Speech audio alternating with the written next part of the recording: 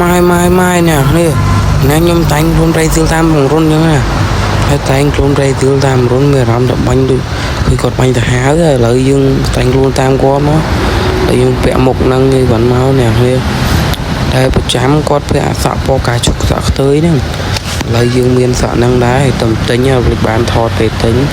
ឡូវយើងពាក់ហើយទេអ្នកគ្នាក៏ប៉ុណ្ណឹងដែរខ្ញុំបាញ់ខ្លាំងដូចប្ររុនបាត់ហើយណែខោពេកអាវប្ររុនភ្លាមចូលមកដល់ដីបាញ់ទុតណុកមួយឥឡូវយើងដាច់គេចឹងណា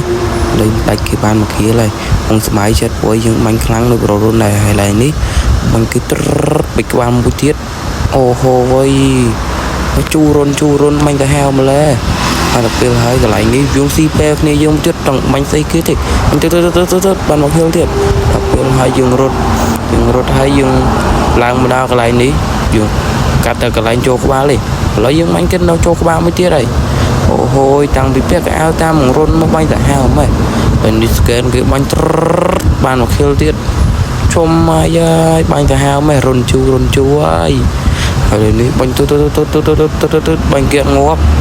បាញ់គេងាប់ហើយដាក់អាស្គីលឲ្យគេនោះបាញ់ដាក់ស្គីលឲ្យគេនោះហើយបាញ់ទៅដាច់ខ្លាច់គេស៊ីពេឥឡូវយើងដាច់គេបានហើយឥឡូវនេះយើងឃើញគេយើងបាញ់គេទៅណុកមួយទៀតចំមកអាបែបអាវបងរុនបាញ់ទៅហាវមែនឥឡូវយើងរត់ទៅឃើញអាប៉ែនេះមួយបាញ់ទៅ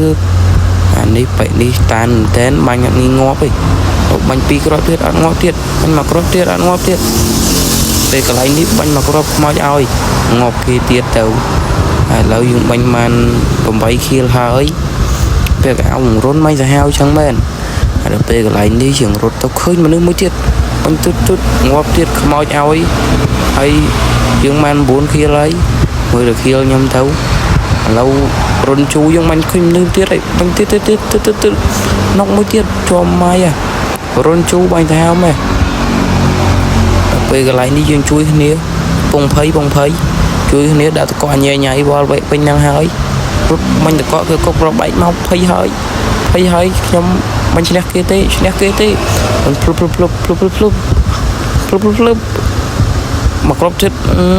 ណុកខ្លួនឯងបាត់ហើយហ្នឹង